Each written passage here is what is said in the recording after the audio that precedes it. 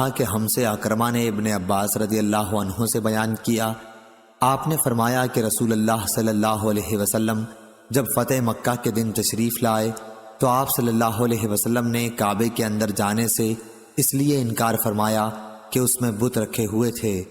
پھر آپ صلی اللہ علیہ وسلم نے حکم دیا اور وہ نکالے گئے۔ لوگوں نے ابراہیم اور اسماعیل علیہ السلام کے بت بھی نکالے، ان کے ہاتھوں میں فال نکالنے کے تیر دے رکھے تھے۔ رسول اللہ صلی اللہ علیہ وسلم نے فرمایا، اللہ ان مشرکوں کو غارت کرے۔ خدا کی قسم انہیں اچھی طرح معلوم تھا کہ ان بزرگوں نے تیر سے فال کبھی نہیں نکالی۔ اس کے بعد آپ کعبے کے اندر تشریف لے گئے اور چاروں طرف تکبیر کہی، آپ نے اندر نماز نہیں پڑھی۔ صحیح بخاری حدیث نمبر 1601۔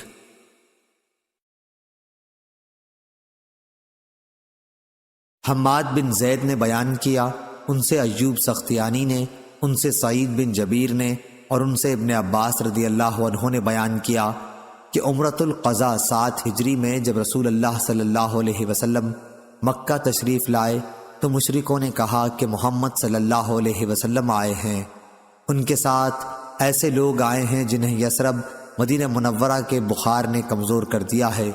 اس لیے رسول اللہ صلی اللہ علیہ وسلم نے حکم دیا کہ طواف کے پہلے 3 چکروں میں رمل تیز چلنا جس سے اظہار قوت ہو کرے، اور دونوں یمانی رکنوں کے درمیان حسب معمول چلیں، اور آپ نے یہ حکم نہیں دیا کہ سب پھیروں میں رمل کریں اس لیے کہ ان پر آسانی ہو۔ صحیح بخاری حدیث نمبر 1602۔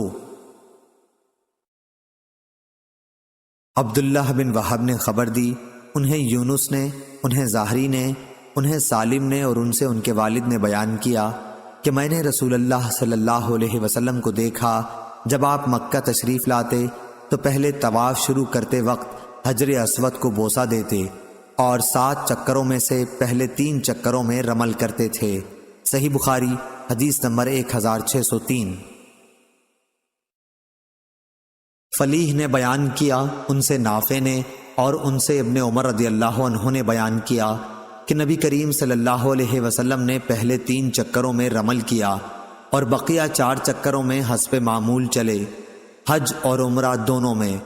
سریج کے ساتھ اس حدیث کو لیث نے روایت کیا ہے، کہا کہ مجھ سے کثیر بن فرقد نے بیان کیا، ان سے نافع نے اور ان سے ابن عمر رضی اللہ عنہ نے نبی کریم صلی اللہ علیہ وسلم کے حوالے سے۔ صحیح بخاری حدیث نمبر 1604۔ زید بن اسلم نے خبر دی، انہیں ان کے والد نے کہ عمر بن خطاب رضی اللہ عنہ نے حجر اسود کو خطاب کر کے فرمایا، بخدا مجھے خوب معلوم ہے کہ تو صرف ایک پتھر ہے جو نہ کوئی نفع پہنچا سکتا ہے نہ نقصان، اور اگر میں نے رسول اللہ صلی اللہ علیہ وسلم کو تجھے بوسہ دیتے نہ دیکھا ہوتا تو میں کبھی بوسہ نہ دیتا۔ اس کے بعد آپ نے بوسہ دیا، پھر فرمایا، اور اب ہمیں رمل کی بھی کیا ضرورت ہے، ہم نے اس کے ذریعے مشرکوں کو اپنی قوت دکھائی تھی تو اللہ نے ان کو تباہ کر دیا۔ پھر فرمایا، جو عمل رسول اللہ صلی اللہ علیہ وسلم نے کیا ہے اسے اب چھوڑنا بھی ہم پسند نہیں کرتے۔ صحیح بخاری حدیث نمبر 1605۔ یحییٰ قطان نے بیان کیا، ان سے عبید اللہ عمری نے، ان سے نافع نے اور ان سے ابن عمر رضی اللہ عنہ نے بیان کیا، جب سے میں نے رسول اللہ صلی اللہ علیہ وسلم کو ان دونوں رکن یمانی کو چومتے ہوئے دیکھا، میں نے بھی اس کے چومنے کو خواہ سخت حالات ہوں یا نرم نہیں چھوڑا۔ میں نے نافع سے پوچھا، کیا ابن عمر رضی اللہ عنہ ان دونوں یمنی رکنوں کے درمیان معمول کے مطابق چلتے تھے؟ تو انہوں نے بتایا کہ آپ معمول کے مطابق اس لیے چلتے تھے تاکہ حجر اسود کو چھونے میں آسانی رہے۔ صحیح بخاری حدیث نمبر 1606۔ یونس نے ابن شہاب سے خبر دی، انہیں عبید اللہ بن عبداللہ نے اور ان سے ابن عباس رضی اللہ عنہ نے بیان کیا کہ نبی کریم صلی اللہ علیہ وسلم نے حجۃ الوداع کے موقع پر اپنی اونٹنی پر طواف کیا تھا اور آپ حجر اسود کا استلام ایک چھڑی کے ذریعے کر رہے تھے اور اس چھڑی کو چومتے تھے، اور یونس کے ساتھ اس حدیث کو دراوردی نے زہری کے بھتیجے سے روایت کیا اور انہوں نے اپنے چچا زہری سے۔ صحیح بخاری حدیث نمبر 1607۔ عمرو بن دینار نے خبر دی کہ ابو شاہسات نے کہا بیت اللہ کے کسی بھی حصے سے بھلا کون پرہیز کر سکتا ہے، اور معاویہ رضی اللہ عنہ چاروں رکنوں کا استلام کرتے تھے۔ اس پر حضرت عبداللہ بن عباس رضی اللہ عنہ نے ان سے کہا کہ ہم ان 2 ارکان شامی اور عراقی کا استلام نہیں کرتے، تو معاویہ رضی اللہ عنہ نے فرمایا کہ بیت اللہ کا کوئی جز ایسا نہیں جسے چھوڑ دیا جائے، اور عبداللہ بن زبیر رضی اللہ عنہ بھی تمام ارکان کا استلام کرتے تھے۔ صحیح بخاری حدیث نمبر 1608۔ لیث بن سعد نے بیان کیا، ان سے ابن شہاب نے، ان سے سالم بن عبداللہ نے، ان سے ان کے والد حضرت عبداللہ بن عمر رضی اللہ عنہ نے کہ میں نے نبی کریم صلی اللہ علیہ وسلم کو صرف دونوں یمانی ارکان کا استلام کرتے دیکھا۔ صحیح بخاری حدیث نمبر 1609۔ زید بن اسلم نے خبر دی، ان سے ان کے والد نے بیان کیا کہ میں نے دیکھا کہ حضرت عمر بن خطاب رضی اللہ عنہ نے حجر اسود کو بوسہ دیا، اور پھر فرمایا کہ اگر میں رسول اللہ صلی اللہ علیہ وسلم کو تجھے بوسہ دیتے نہ دیکھتا تو میں کبھی تجھے بوسہ نہ دیتا۔ صحیح بخاری حدیث نمبر 1610۔ زبیر بن عربی نے بیان کیا کہ ایک شخص نے ابن عمر رضی اللہ عنہ سے حجر اسود کے بوسہ دینے کے متعلق پوچھا، تو انہوں نے بتلایا کہ میں نے رسول اللہ صلی اللہ علیہ وسلم کو اس کو بوسہ دیتے دیکھا ہے۔ اس پر اس شخص نے کہا اگر ہجوم ہو جائے اور میں عاجز ہو جاؤں تو کیا کروں؟ ابن عمر رضی اللہ عنہ نے فرمایا کہ اس اگر وگر کو یمن میں جا کر رکھو، میں نے تو رسول اللہ صلی اللہ علیہ وسلم کو دیکھا کہ آپ اس کو بوسہ دیتے تھے۔ صحیح بخاری حدیث نمبر 1611۔ خالد حذا نے اکرمہ سے بیان کیا، ان سے ابن عباس رضی اللہ عنہ نے کہ نبی کریم صلی اللہ علیہ وسلم ایک اونٹنی پر سوار ہو کر کعبے کا طواف کر رہے تھے، اور جب بھی آپ حجر اسود کے سامنے پہنچتے تو کسی چیز سے اس کی طرف اشارہ کرتے تھے۔ صحیح بخاری حدیث نمبر 1612۔ خالد حذا نے بیان کیا، ان سے اکرمہ نے اور ان سے ابن عباس رضی اللہ عنہ نے بیان کیا، نبی کریم صلی اللہ علیہ وسلم نے بیت اللہ کا طواف ایک اونٹنی پر سوار رہ کر کیا۔ جب بھی آپ حجر اسود کے سامنے پہنچتے تو کسی چیز سے اس کی طرف اشارہ کرتے اور تکبیر کہتے۔ خالد طحان کے ساتھ اس حدیث کو ابراہیم بن تہمان نے بھی خالد حذا سے روایت کیا ہے۔ صحیح بخاری حدیث نمبر 1613۔ عمرو بن حارث نے محمد بن عبد الرحمن ابو الاسود سے خبر دی، انہوں نے کہا کہ میں نے عروہ سے حج کا مسئلہ پوچھا تو انہوں نے فرمایا کہ عائشہ رضی اللہ عنہا نے مجھے خبر دی تھی کہ نبی کریم صلی اللہ علیہ وسلم جب مکہ تشریف لائے تو سب سے پہلا کام آپ نے یہ کیا کہ وضو کیا، پھر طواف کیا، اور طواف کرنے سے عمرہ نہیں ہوا۔ اس کے بعد ابو بکر اور حضرت عمر رضی اللہ عنہ نے بھی اسی طرح حج کیا۔ پھر عروہ نے کہا کہ میں نے اپنے والد زبیر کے ساتھ حج کیا، انہوں نے بھی سب سے پہلے طواف کیا۔ مہاجرین اور انصار کو بھی میں نے اسی طرح کرتے دیکھا تھا۔ میری والدہ اسماء بنت ابی بکر رضی اللہ عنہا نے بھی مجھے بتایا کہ انہوں نے اپنی بہن عائشہ رضی اللہ عنہا اور زبیر اور فلاں فلاں کے ساتھ عمرے کا احرام باندھا تھا۔ جب ان لوگوں نے حجر اسود کو بوسہ دے لیا تو احرام کھول ڈالا تھا۔ صحیح بخاری حدیث نمبر 1614 1615۔ موسیٰ بن عقبہ نے بیان کیا، انہوں نے نافع سے بیان کیا اور ان سے حضرت عبداللہ بن عمر رضی اللہ عنہ نے بیان کیا کہ رسول اللہ صلی اللہ علیہ وسلم نے مکہ آنے کے بعد سب سے پہلے حج اور عمرے کا طواف کیا تھا۔ اس کے 3 چکروں میں آپ نے سعی رمل کی اور باقی 4 میں حسب معمول چلے، پھر طواف کی 2 رکعت نماز پڑھی اور صفا مروہ کی سعی کی۔ صحیح بخاری حدیث نمبر 1616۔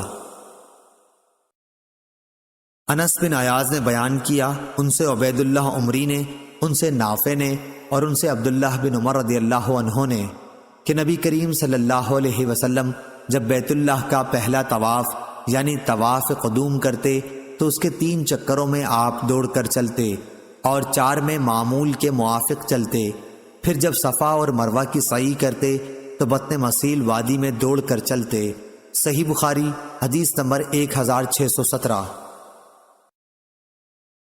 ابن جریج نے بیان کیا اور انہیں عطا نے خبر دی کہ جب وہ ہشام بن عبد الملک کی طرف سے مکے کا حاکم تھا نے عورتوں کو مردوں کے ساتھ طواف کرنے سے منع کر دیا، تو اس سے انہوں نے کہا کہ تم کس دلیل پر عورتوں کو اس سے منع کر رہے ہو، جبکہ رسول اللہ صلی اللہ علیہ وسلم کی پاک بیویوں نے مردوں کے ساتھ طواف کیا تھا۔ ابن جریج نے پوچھا، یہ پردہ کی آیت نازل ہونے کے بعد کا واقعہ ہے یا اس سے پہلے کا؟ انہوں نے کہا، میری عمر کی قسم، میں نے انہیں پردے کی آیت نازل ہونے کے بعد دیکھا۔ اس پر ابن جریج نے پوچھا کہ پھر مرد عورت مل جل جاتے تھے؟ انہوں نے فرمایا کہ اختلاط نہیں ہوتا تھا۔ عائشہ رضی اللہ عنہا مردوں سے الگ رہ کر ایک الگ کونے میں طواف کرتی تھیں، ان کے ساتھ مل کر نہیں کرتی تھیں۔ ایک عورت وقرہ نامی نے ان سے کہا، ام المومنین، چلیے حجر اسود کو بوسہ دیں، تو آپ نے انکار کر دیا اور کہا، تو جا چوم، میں نہیں چومتی۔ اور ازواج مطہرات رات میں پردہ کر کے نکلتی تھیں کہ پہچانی نہ جاتیں، اور مردوں کے ساتھ طواف کرتی تھیں۔ البتہ عورتیں جب کعبے کے اندر جانا چاہتیں تو اندر جانے سے پہلے باہر کھڑی ہو جاتی، اور مرد باہر آ جاتے تو وہ اندر جاتی۔ میں اور عبید بن عمیر عائشہ رضی اللہ عنہا کی خدمت میں اس وقت حاضر ہوئے جب آپ صبیر پہاڑ پر ٹھہری ہوئی تھیں جو مزدلفہ میں ہے۔ ابن جریج نے کہا کہ میں نے عطا سے پوچھا کہ اس وقت پردہ کس چیز سے تھا؟ عطا نے بتایا کہ ایک ترقی قبا میں ٹھہری ہوئی تھیں، اس پر پردہ پڑا ہوا تھا، ہمارے اور ان کے درمیان اس کے سوا اور کوئی چیز حائل نہ تھی۔ اس وقت میں نے دیکھا کہ ان کے بدن پر ایک گلابی رنگ کا کرتا تھا۔ صحیح بخاری حدیث نمبر 1618۔ عروہ بن زبیر نے بیان کیا، ان سے زینب بنت ابی سلمہ نے ان سے نبی کریم صلی اللہ علیہ وسلم کی زوجہ مطہرہ ام سلمہ رضی اللہ عنہا نے بیان کیا۔ انہوں نے کہا کہ میں نے رسول اللہ صلی اللہ علیہ وسلم سے اپنے بیمار ہونے کی شکایت کی کہ میں پیدل طواف نہیں کر سکتی، تو آپ نے فرمایا کہ سواری پر چڑھ کر اور لوگوں سے علیحدہ رہ کر طواف کر لے۔ چنانچہ میں نے عام لوگوں سے الگ رہ کر طواف کیا۔ اس وقت رسول اللہ صلی اللہ علیہ وسلم کعبے کے بازو میں نماز پڑھ رہے تھے، اور آپ سورہ والطور وکتاب مسطور قرأت کر رہے تھے۔ صحیح بخاری حدیث نمبر 1619۔ طاؤس نے خبر دی اور انہیں ابن عباس رضی اللہ عنہ نے کہ نبی کریم صلی اللہ علیہ وسلم کعبے کا طواف کرتے ہوئے ایک ایسے شخص کے پاس سے گزرے جس نے اپنا ہاتھ ایک دوسرے شخص کے ہاتھ سے تسمہ یا رسی یا کسی اور چیز سے باندھ رکھا تھا۔ نبی کریم صلی اللہ علیہ وسلم نے اپنے ہاتھ سے اسے کاٹ دیا اور پھر فرمایا کہ اگر ساتھ ہی چلنا ہے تو ہاتھ پکڑ کے چلو۔ صحیح بخاری حدیث نمبر 1620۔ ابن جریج نے بیان کیا، ان سے سلیمان اہول نے، ان سے طاؤس نے اور ان سے ابن عباس رضی اللہ عنہ نے کہ رسول اللہ صلی اللہ علیہ وسلم نے دیکھا کہ ایک شخص کعبے کا طواف رسی یا کسی اور چیز کے ذریعے کر رہا ہے، تو آپ نے اسے کاٹ دیا۔ صحیح بخاری حدیث نمبر 1621۔ حمید بن عبد الرحمن نے بیان کیا اور انہیں ابو ہریرہ رضی اللہ عنہ نے خبر دی کہ ابو بکر صدیق رضی اللہ تعالی عنہ نے اس حج کے موقع پر جس کا امیر رسول اللہ صلی اللہ علیہ وسلم نے انہیں بنایا تھا، انہیں 10ویں تاریخ کو ایک مجمع کے سامنے یہ اعلان کرنے کے لیے بھیجا تھا کہ اس سال کے بعد کوئی مشرک حج بیت اللہ نہیں کر سکتا اور نہ کوئی ننگا رہ کر طواف کر سکتا ہے۔ صحیح بخاری حدیث نمبر 1622۔ سفیان بن عینہ نے بیان کیا، ان سے عمرو نے بیان کیا، انہوں نے کہا کہ ہم نے عبداللہ بن عمر رضی اللہ عنہ سے پوچھا کہ کیا کوئی عمرے میں صفا مروہ کی سعی سے پہلے اپنی بیوی سے ہم بستر ہو سکتا ہے؟ انہوں نے کہا کہ رسول اللہ صلی اللہ علیہ وسلم تشریف لائے اور کعبے کا طواف 7 چکروں سے پورا کیا، پھر مقام ابراہیم کے پیچھے 2 رکعت نماز پڑھی اور صفا مروہ کی سعی کی۔ پھر عبداللہ بن عمر رضی اللہ عنہ نے فرمایا کہ تمہارے لیے رسول اللہ صلی اللہ علیہ وسلم کے طریقے میں بہترین نمونہ ہے۔ صحیح بخاری حدیث نمبر 1623۔ عمروں نے کہا کہ پھر میں نے جابر بن عبداللہ رضی اللہ عنہ سے اس کے متعلق معلوم کیا تو انہوں نے بتایا کہ صفا مروہ کی سعی سے پہلے اپنی بیوی کے قریب بھی نہ جائے۔ صحیح بخاری حدیث نمبر 1624۔ قریب نے عبداللہ بن عباس رضی اللہ عنہ سے خبر دی، انہوں نے کہا کہ رسول اللہ صلی اللہ علیہ وسلم مکہ تشریف لائے اور 7 چکروں کے ساتھ طواف کیا، پھر صفا مروہ کی سعی کی۔ اس سعی کے بعد آپ کعبہ اس وقت تک نہیں گئے جب تک عرفات سے واپس نہ لوٹے۔ صحیح بخاری حدیث نمبر 1625۔ امام مالک رحمہ اللہ نے خبر دی، انہیں محمد بن عبد الرحمن نے، انہیں عروہ نے، انہیں زینب نے اور انہیں ام المومنین حضرت ام سلمہ رضی اللہ عنہا نے کہ میں نے رسول اللہ صلی اللہ علیہ وسلم سے شکایت کی۔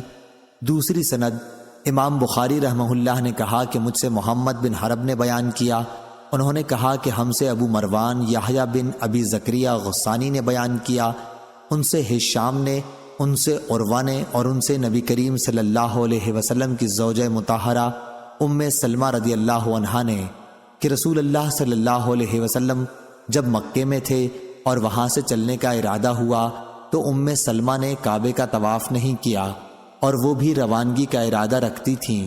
آپ نے ان سے فرمایا کہ جب صبح کی نماز کھڑی ہو اور لوگ نماز پڑھنے میں مشغول ہو جائیں تو تم اپنی اونٹنی پر طواف کر لینا۔ چنانچہ ام سلمہ رضی اللہ عنہا نے ایسا ہی کیا اور انہوں نے باہر نکلنے تک طواف کی نماز نہیں پڑھی۔ صحیح بخاری حدیث نمبر 1626۔ عمرو بن دینار نے بیان کیا، انہوں نے کہا کہ میں نے ابن عمر رضی اللہ عنہ سے سنا، انہوں نے کہا کہ نبی کریم صلی اللہ علیہ وسلم مکے میں تشریف لائے تو آپ نے خانہ کعبہ کا 7 چکروں سے طواف کیا اور مقام ابراہیم کے پیچھے 2 رکعت نماز پڑھی، پھر صفا کی طرف سعی کرنے گئے اور اللہ تعالیٰ نے فرمایا ہے کہ تمہارے لیے رسول اللہ صلی اللہ علیہ وسلم کی زندگی بہترین نمونہ ہے۔ صحیح بخاری حدیث نمبر 1627۔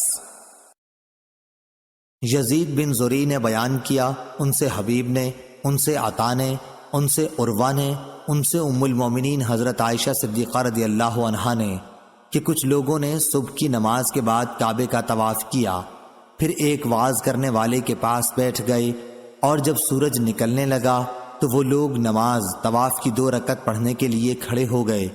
اس پر حضرت عائشہ رضی اللہ عنہا نے ناگواری کے ساتھ فرمایا، جب سے تو یہ لوگ بیٹھے تھے اور جب وہ وقت آیا کہ جس میں نماز مکروہ ہے تو نماز کے لیے کھڑے ہو گئے۔ صحیح بخاری حدیث نمبر 1628۔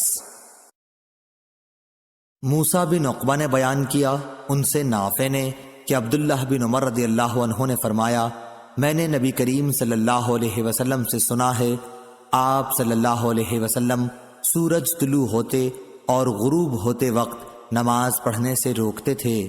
صحیح بخاری حدیث نمبر 1629۔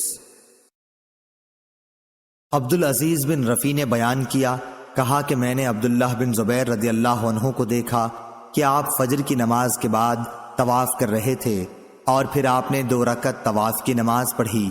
صحیح بخاری حدیث نمبر 1630۔ عبدالعزیز نے بیان کیا کہ میں نے عبداللہ بن زبیر رضی اللہ عنہ کو عصر کے بعد بھی 2 رکعت نماز پڑھتے دیکھا تھا۔ وہ بتاتے تھے کہ عائشہ رضی اللہ عنہا نے ان سے بیان کیا کہ رسول اللہ صلی اللہ علیہ وسلم جب بھی ان کے گھر آتے عصر کے بعد تو یہ 2 رکعت ضرور پڑھتے تھے۔ صحیح بخاری حدیث نمبر 1631۔ خالد طحان نے خالد حذا سے بیان کیا، ان سے اکرمہ نے، ان سے حضرت عبداللہ بن عباس رضی اللہ عنہ نے کہ رسول اللہ صلی اللہ علیہ وسلم نے بیت اللہ کا طواف اونٹ پر سوار ہو کر کیا۔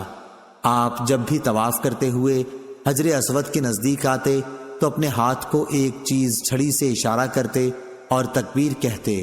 صحیح بخاری حدیث نمبر 1632۔ عروہ نے بیان کیا، ان سے زینب بنت ام سلمہ نے، ان سے ام سلمہ رضی اللہ عنہا نے کہ میں نے رسول اللہ صلی اللہ علیہ وسلم سے شکایت کی کہ میں بیمار ہو گئی ہوں۔ آپ صلی اللہ علیہ وسلم نے فرمایا، پھر لوگوں کے پیچھے سے سوار ہو کر طواف کر لے۔ چنانچہ میں نے جب طواف کیا تو اس وقت رسول اللہ صلی اللہ علیہ وسلم بیت اللہ کے بازو میں نماز کے اندر وَالطُّورِ وَكِتَابٍ مَّسْطُورٍ کی قرأت کر رہے تھے۔ صحیح بخاری حدیث نمبر 1633۔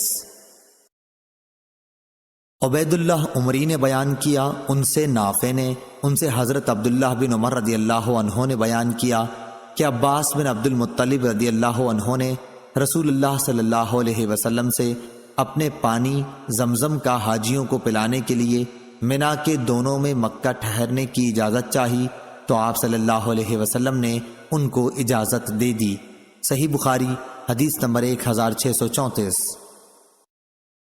خالد طحان نے خالد حذا سے بیان کیا، ان سے اکرمہ نے، ان سے ابن عباس رضی اللہ عنہ نے کہ رسول اللہ صلی اللہ علیہ وسلم پانی پلانے کی جگہ زمزم کے پاس تشریف لائے اور پانی مانگا حج کے موقع پر۔ عباس رضی اللہ عنہ نے کہا کہ فضل اپنی ماں کے یہاں جا اور ان کے یہاں سے کھجور کا شربت لا، لیکن رسول اللہ صلی اللہ علیہ وسلم نے فرمایا کہ مجھے یہی پانی پلاؤ۔ عباس رضی اللہ عنہ نے عرض کیا، یا رسول اللہ صلی اللہ علیہ وسلم، ہر شخص اپنا ہاتھ اس میں ڈال دیتا ہے، اس کے باوجود رسول اللہ صلی اللہ علیہ وسلم یہی کہتے رہے کہ مجھے یہی پانی پلاؤ۔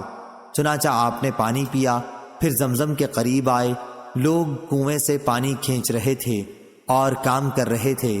آپ نے انہیں دیکھ کر فرمایا، کام کرتے جاؤ کہ ایک اچھے کام پر لگے ہوئے ہو۔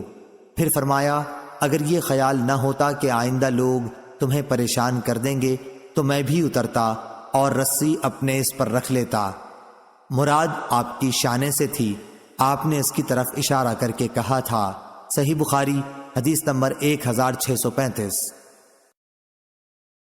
یونس نے خبر دی، انہیں ظاہری نے، انہوں نے کہا کہ ہم سے انس بن مالک رضی اللہ عنہ نے بیان کیا کہ ابو ذر رضی اللہ عنہ نے بیان کیا کہ رسول اللہ صلی اللہ علیہ وسلم نے فرمایا، جب میں مکے میں تھا تو میری گھر کی چھت کھلی اور جبرائیل علیہ السلام نازل ہوئے۔ انہوں نے میرا سینہ چاک کیا اور اسے زمزم کے پانی سے دھویا۔ اس کے بعد ایک سونے کا تشت لائے جو حکمت اور ایمان سے بھرا ہوا تھا، اسے انہوں نے میرے سینے میں ڈال دیا اور پھر سینہ بند کر دیا۔ اب وہ مجھے ہاتھ سے پکڑ کر آسمان دنیا کی طرف لے چلے۔ آسمان دنیا کے دارغہ سے جبریل علیہ السلام نے کہا، دروازہ کھولو۔ انہوں نے دریافت کیا، کون صاحب ہیں؟ کہا، جبریل علیہ السلام۔ صحیح بخاری حدیث نمبر 1636۔ مروان بن معاویہ فزاری نے خبر دی، انہیں عاصم نے اور انہیں شعبی نے کہ حضرت عبداللہ بن عباس رضی اللہ عنہ نے ان سے بیان کیا، کہا کہ میں نے رسول اللہ صلی اللہ علیہ وسلم کو زمزم کا پانی پلایا تھا، آپ نے پانی کھڑے ہو کر پیا تھا۔ عاصم نے بیان کیا کہ اکرمہ نے قسم کھا کر کہا کہ آن حضرت صلی اللہ علیہ وسلم اس دن اونٹ پر سوار تھے۔ صحیح بخاری حدیث نمبر 1637۔ امام مالک نے ابن شہاب سے خبر دی، انہیں عروہ نے اور ان سے عائشہ رضی اللہ تعالی عنہا نے کہا کہ حجۃ الوداع میں ہم رسول اللہ صلی اللہ علیہ وسلم کے ساتھ مدینے سے نکلے اور ہم نے عمرے کا احرام باندھا۔ پھر آن حضور صلی اللہ علیہ وسلم نے فرمایا کہ جس کے ساتھ قربانی کا جانور ہو وہ حج اور عمرہ دونوں کا ایک ساتھ احرام باندھے، ایسے لوگ دونوں کے احرام سے ایک ساتھ حلال ہوں گے۔ میں بھی مکے آئی تھی لیکن مجھے حیض آ گیا تھا، اس لیے جب ہم نے حج کے کام پورے کر لیے تو آن حضور صلی اللہ علیہ وسلم نے مجھے عبد الرحمن کے ساتھ تنعیم کی طرف بھیجا۔ میں نے وہاں سے عمرے کا احرام باندھا۔ آن حضور صلی اللہ علیہ وسلم نے فرمایا، یہ تمہارے اس عمرے کے بدلے میں ہے جسے تم نے حیض کی وجہ سے چھوڑ دیا تھا۔ جن لوگوں نے عمرے کا احرام باندھا تھا انہوں نے سعی کے بعد احرام کھول دیا اور دوسرا طواف منا سے واپسی پر کیا، لیکن جن لوگوں نے حج اور عمرے کا احرام ایک ساتھ باندھا تھا انہوں نے صرف ایک طواف کیا۔ صحیح بخاری حدیث نمبر 1638۔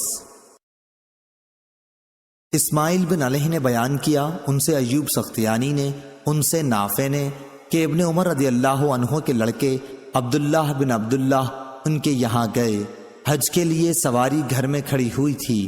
انہوں نے کہا کہ مجھے خطرہ ہے کہ اس سال مسلمانوں میں آپس میں لڑائی ہو جائے گی اور آپ کو وہ بیت اللہ سے روک دیں گے، اس لیے اگر آپ نہ جاتے تو بہتر ہوتا۔ ابن عمر رضی اللہ عنہ نے جواب دیا کہ رسول اللہ صلی اللہ علیہ وسلم بھی تشریف لے گئے تھے عمرہ کرنے صلح حدیبیہ کے موقع پر، اور کفار قریش نے آپ کو بیت اللہ تک پہنچنے سے روک دیا تھا، اس لیے اگر مجھے بھی روک دیا گیا تو میں بھی وہی کروں گا جو رسول اللہ صلی اللہ علیہ وسلم نے کیا تھا، اور تمہارے لیے رسول اللہ صلی اللہ علیہ وسلم کی زندگی بہترین نمونہ ہے۔ پھر آپ نے فرمایا کہ میں تمہیں گواہ بناتا ہوں کہ میں نے اپنے عمرے کے ساتھ حج اپنے اوپر واجب کر لیا ہے۔ انہوں نے بیان کیا کہ پھر آپ مکہ آئے اور دونوں عمرہ اور حج کے لیے ایک ہی طواف کیا۔ صحیح بخاری حدیث نمبر 1639۔ لیث بن سعد نے نافع سے بیان کیا کہ جس سال حجاج عبداللہ بن زبیر رضی اللہ عنہ کے مقابلے میں لڑنے آیا تھا، عبداللہ بن عمر رضی اللہ عنہ نے جب اس سال حج کا ارادہ کیا تو آپ سے کہا گیا کہ مسلمانوں میں باہم جنگ ہونے والی ہے اور یہ بھی خطرہ ہے کہ آپ کو حج سے روک دیا جائے۔ آپ نے فرمایا تمہارے لیے رسول اللہ صلی اللہ علیہ وسلم کی زندگی بہترین نمونہ ہے، ایسے وقت میں بھی وہی کام کروں گا جو رسول اللہ صلی اللہ علیہ وسلم نے کیا تھا۔ تمہیں گواہ بناتا ہوں کہ میں نے اپنے اوپر عمرہ واجب کر لیا ہے۔ پھر آپ چلے اور جب بیدا کے میدان میں پہنچے تو آپ نے فرمایا کہ حج اور عمرہ تو ایک ہی طرح کے ہیں، میں تمہیں گواہ بناتا ہوں کہ میں نے اپنے عمرے کے ساتھ حج بھی واجب کر لیا ہے۔ آپ نے ایک قربانی بھی ساتھ لے لی جو مقام قدید سے خریدی تھی، اس کے سوا اور کچھ نہیں کیا۔ 10ویں تاریخ سے پہلے نہ آپ نے قربانی کی نہ کسی ایسی چیز کو اپنے لیے جائز کیا جس سے احرام کی وجہ سے آپ رک گئے تھے، نہ سر منڈوایا نہ بال ترشوائے۔ 10ویں تاریخ میں آپ نے قربانی کی اور بال منڈوائے۔ آپ کا یہی خیال تھا کہ آپ نے ایک طواف سے حج اور عمرہ دونوں کا طواف ادا کر لیا ہے۔ عبداللہ بن عمر رضی اللہ عنہ نے فرمایا کہ رسول اللہ صلی اللہ علیہ وسلم نے بھی اسی طرح کیا تھا۔ صحیح بخاری حدیث نمبر 1640۔ عمرو بن حارث نے خبر دی، انہیں محمد بن عبد الرحمن بن نوفل قرشی نے، انہوں نے عروہ بن زبیر سے پوچھا تھا۔ عروہ نے کہا کہ نبی کریم صلی اللہ علیہ وسلم نے جیسا کہ معلوم ہے حج کیا تھا۔ مجھے ام المومنین حضرت عائشہ صدیقہ رضی اللہ عنہا نے اس کے متعلق خبر دی کہ جب آپ مکہ معظمہ آئے تو سب سے پہلا کام یہ کیا کہ آپ نے وضو کیا، پھر کعبے کا طواف کیا۔ یہ آپ کا عمرہ نہیں تھا۔ اس کے بعد ابو بکر رضی اللہ عنہ نے حج کیا اور آپ نے بھی سب سے پہلے کعبے کا طواف کیا، جبکہ یہ آپ کا بھی عمرہ نہیں تھا۔ عمر رضی اللہ عنہ نے بھی اسی طرح کیا۔ پھر عثمان رضی اللہ عنہ نے حج کیا۔ میں نے دیکھا کہ سب سے پہلے آپ نے بھی کعبے کا طواف کیا، آپ کا بھی یہ عمرہ نہیں تھا۔ پھر معاویہ اور عبداللہ بن عمر رضی اللہ عنہ کا زمانہ آیا، پھر میں نے اپنے والد زبیر بن عوام رضی اللہ عنہ کے ساتھ بھی حج کیا۔ یہ سارے اکابر پہلے کعبے ہی کے طواف سے شروع کرتے تھے، جبکہ یہ عمرہ نہیں ہوتا تھا۔ اس کے بعد مہاجرین و انصار کو بھی میں نے دیکھا کہ وہ بھی اسی طرح کرتے رہے اور ان کا بھی یہ عمرہ نہیں ہوتا تھا۔ آخری ذات جسے میں نے اس طرح کرتے دیکھا وہ حضرت عبداللہ بن عمر رضی اللہ عنہ کی تھی۔ وہ حضرت عبداللہ بن عمر رضی اللہ عنہ کی تھی، انہوں نے بھی عمرہ نہیں کیا۔ ابن عمر رضی اللہ عنہ بھی موجود ہیں، لیکن ان سے لوگ اس کے متعلق پوچھتے نہیں۔ اسی طرح جو حضرات گزر گئے ان کا بھی مکے میں داخل ہوتے ہی سب سے پہلا قدم طواف کے لیے اٹھتا تھا، پھر یہ بھی احرام نہیں کھولتے تھے۔ میں نے اپنی والدہ اسماء بنت ابی بکر رضی اللہ عنہا اور خالہ عائشہ صدیقہ رضی اللہ عنہا کو بھی دیکھا کہ جب وہ آتیں تو سب سے پہلے طواف کرتیں اور یہ اس کے بعد احرام نہیں کھولتی تھیں۔ صحیح بخاری حدیث نمبر 1641۔ اور مجھے میری والدہ نے خبر دی کہ انہوں نے اپنی بہن اور زبیر اور فلاں فلاں رضی اللہ عنہم کے ساتھ عمرہ کیا ہے۔ یہ سب لوگ حجر اسود کا بوسہ لیتے تو عمرے کا احرام کھول دیتے۔ صحیح بخاری حدیث نمبر 1642۔ عروہ نے بیان کیا کہ میں نے ام المومنین حضرت عائشہ صدیقہ رضی اللہ عنہا سے پوچھا کہ اللہ تعالیٰ کے اس فرمان کے بارے میں آپ کا کیا خیال ہے جو سورہ بقرہ میں ہے، کہ صفا اور مروہ اللہ تعالیٰ کی نشانیوں میں سے ہیں، اس لیے جو بیت اللہ کا حج یا عمرہ کرے اس کے لیے ان کا طواف کرنے میں کوئی گناہ نہیں۔ قسم اللہ کی، پھر تو کوئی حرج نہیں ہونا چاہیے اگر کوئی صفا اور مروہ کی سعی نہ کرنی چاہے۔ حضرت عائشہ رضی اللہ عنہا نے فرمایا، بھتیجے تم نے یہ بری بات کہی، اللہ کا مطلب یہ ہوتا تو قرآن میں یوں اترتا، ان کے طواف نہ کرنے میں کوئی گناہ نہیں۔ بات یہ ہے کہ یہ آیت تو انصار کے لیے اتری تھی جو اسلام سے پہلے منات بت کے نام پر جو مشلل میں رکھا ہوا تھا اور جس کی یہ پوجا کیا کرتے تھے، احرام باندھتے تھے۔ یہ لوگ جب زمانہ جاہلیت میں احرام باندھتے تو صفا مروہ کی سعی کو اچھا نہیں خیال کرتے تھے۔ اب جب اسلام لائے تو رسول اللہ صلی اللہ علیہ وسلم سے اس کے متعلق پوچھا اور کہا کہ یا رسول اللہ، ہم صفا اور مروہ کی سعی اچھی نہیں سمجھتے تھے۔ اس پر اللہ تعالیٰ نے یہ آیت نازل فرمائی کہ صفا اور مروہ دونوں اللہ کی نشانیاں ہیں، آخر آیت تک۔ حضرت عائشہ صدیقہ رضی اللہ عنہا نے فرمایا کہ رسول اللہ صلی اللہ علیہ وسلم نے ان دو پہاڑوں کے درمیان سعی کی سنت جاری کی ہے، اس لیے کسی کے لیے مناسب نہیں کہ اسے ترک کر دے۔ انہوں نے کہا کہ پھر میں نے اس کا ذکر ابو بکر بن عبد الرحمن سے کیا تو انہوں نے فرمایا کہ میں نے تو یہ علمی بات اب تک نہیں سنی تھی، بلکہ میں نے بہت سے اصحاب علم سے تو یہ سنا ہے، وہ یوں کہتے تھے کہ عرب کے لوگ ان لوگوں کے سوا جن کا حضرت عائشہ صدیقہ رضی اللہ عنہا نے ذکر کیا جو منات کے لیے احرام باندھتے تھے، سب صفا مروہ کا پھیرا کیا کرتے تھے۔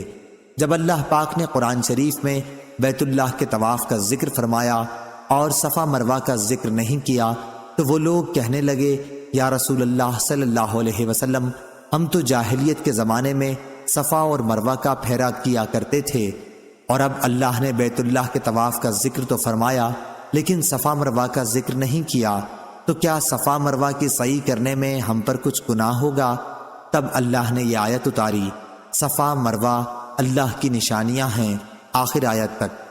ابو بکر نے کہا، میں سنتا ہوں کہ یہ آیت دونوں فرقوں کے باب میں اتری ہے، یعنی اس فرقے کے باب میں جو جاہلیت کے زمانے میں صفا مروہ کا طواف برا جانتا تھا، اور اس کے باب میں جو جاہلیت کے زمانے میں صفا مروہ کا طواف کیا کرتے تھے۔ پھر مسلمان ہونے کے بعد اس کا کرنا اس وجہ سے کہ اللہ نے بیت اللہ کے طواف کا ذکر کیا اور صفا مروہ کا نہیں کیا برا سمجھے، یہاں تک کہ اللہ نے بیت اللہ کے طواف کے بعد ان کے طواف کا بھی ذکر فرما دیا۔ صحیح بخاری حدیث نمبر 1643۔ عیسیٰ بن یونس نے بیان کیا، ان سے عبید اللہ بن عمر نے، ان سے نافع نے، اور ان سے حضرت عبداللہ بن عمر رضی اللہ عنہ نے بیان کیا کہ جب رسول اللہ صلی اللہ علیہ وسلم پہلا طواف کرتے تو اس کے 3 چکروں میں رمل کرتے اور بقیہ 4 میں معمول کے مطابق چلتے، اور جب صفا اور مروہ کی سعی کرتے تو آپ نالے کے نشیب میں دوڑا کرتے تھے۔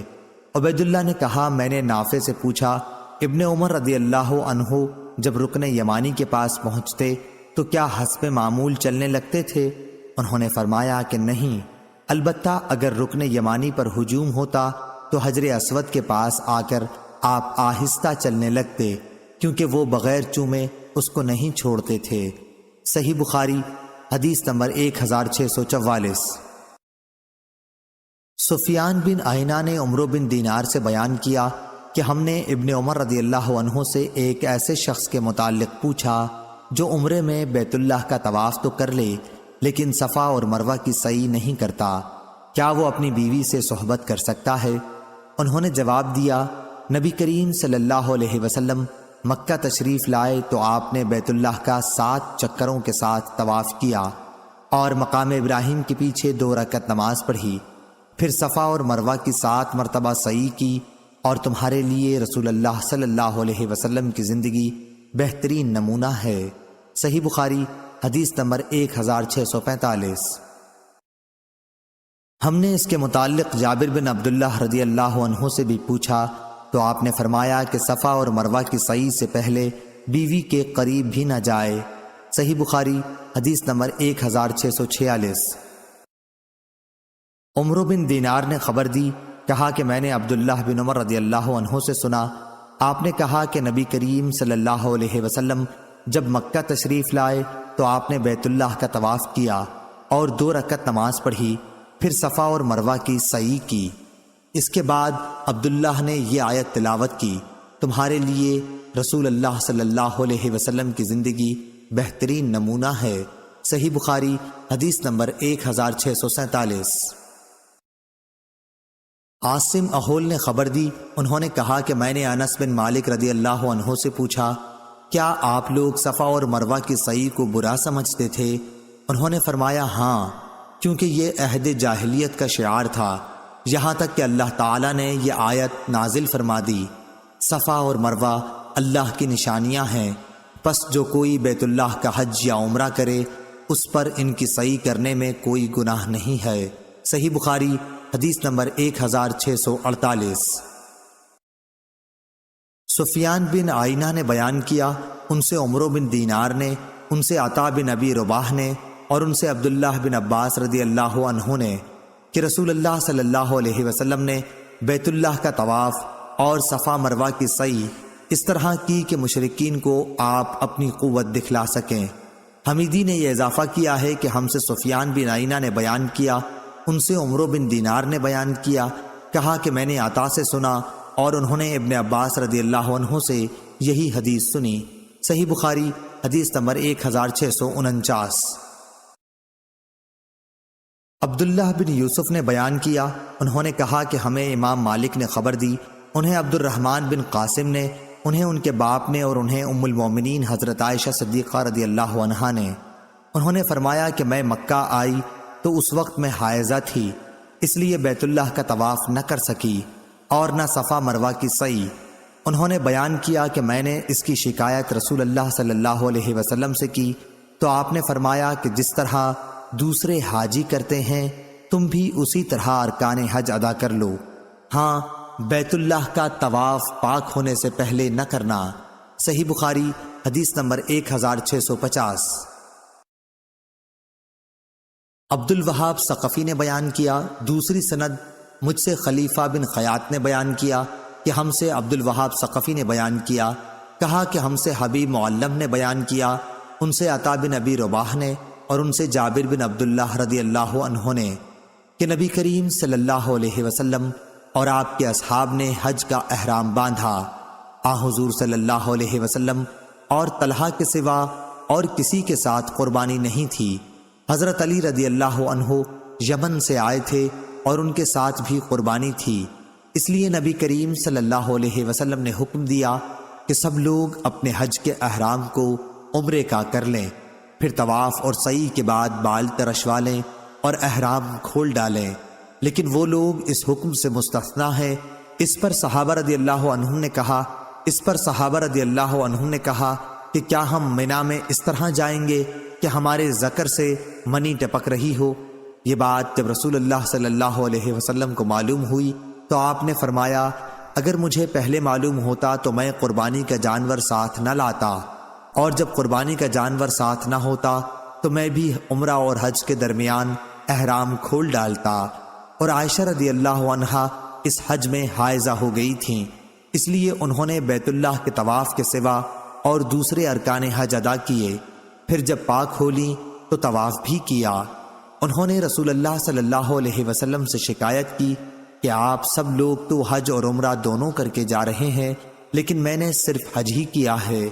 چنانچہ رسول اللہ صلی اللہ علیہ وسلم نے عبد الرحمن بن ابی بکر کو حکم دیا کہ انہیں تنعیم لے جائیں اور وہاں سے عمرے کا احرام باندھیں۔ اس طرح عائشہ رضی اللہ عنہا نے حج کے بعد عمرہ کیا۔ صحیح بخاری حدیث نمبر 1651۔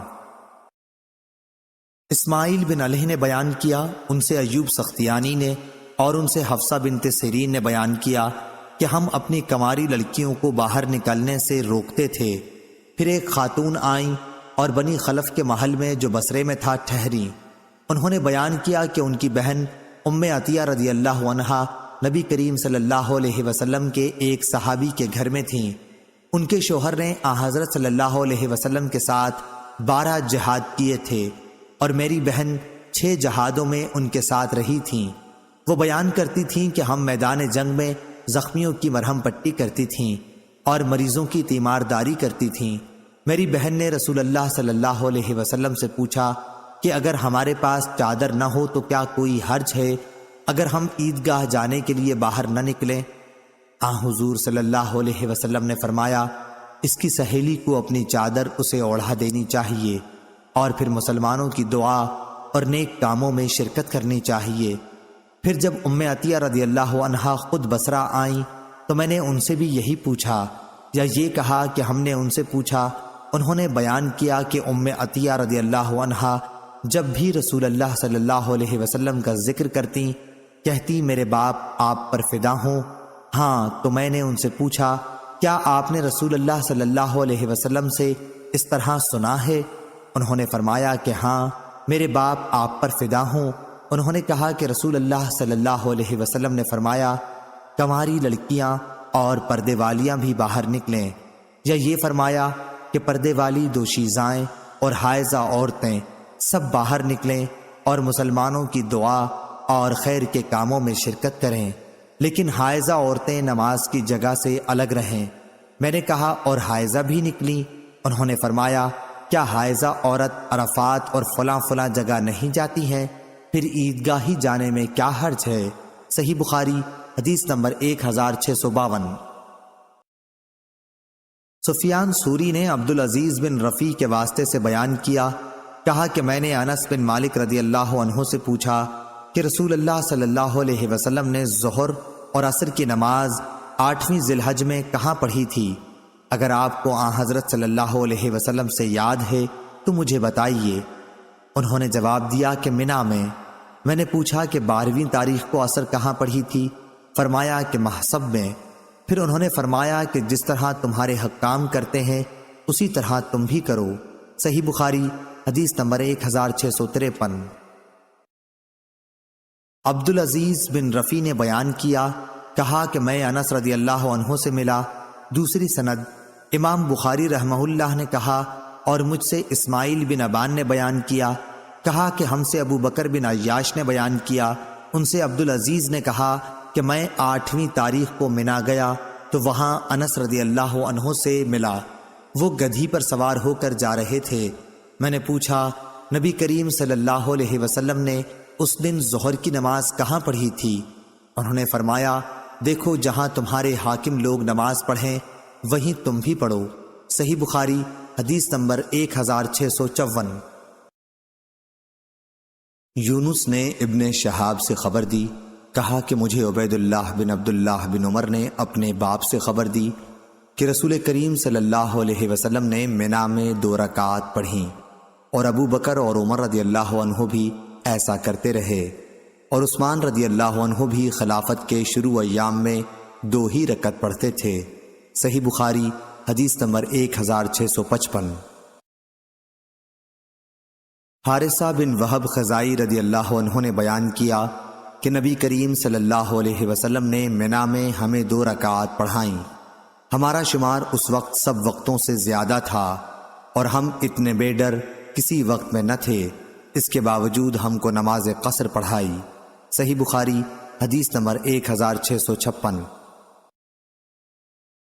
عبداللہ بن مسعود رضی اللہ عنہ نے بیان کیا کہ میں نے نبی کریم صلی اللہ علیہ وسلم کے ساتھ منی میں 2 رکعت نماز پڑھی، اور ابو بکر رضی اللہ عنہ کے ساتھ بھی 2 ہی رکعت پڑھی، اور عمر رضی اللہ عنہ کے ساتھ بھی 2 ہی رکعت۔ لیکن پھر ان کے بعد تم میں اختلاف ہو گیا، تو کاش ان 4 رکعتوں کے بدلے مجھ کو 2 رکعات ہی نصیب ہوتی جو اللہ کے ہاں قبول ہو جائیں۔ صحیح بخاری حدیث نمبر 1657۔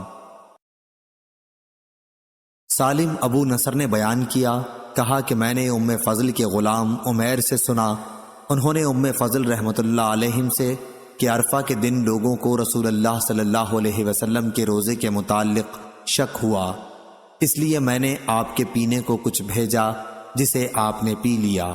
صحیح بخاری حدیث نمبر 1658۔ امام مالک نے محمد بن ابی بکر ثقفی سے خبر دی کہ انہوں نے انس بن مالک رضی اللہ عنہ سے پوچھا کہ وہ دونوں صبح کو منی سے عرفات جا رہے تھے کہ رسول کریم صلی اللہ علیہ وسلم کے ساتھ آپ لوگ آج کے دن کس طرح کرتے تھے؟ انس رضی اللہ عنہ نے بتلایا کہ کوئی ہم میں سے لبیک پکارتا ہوتا اس پر کوئی اعتراض نہ کرتا، اور کوئی تکبیر کہتا اس پر بھی کوئی انکار نہ کرتا۔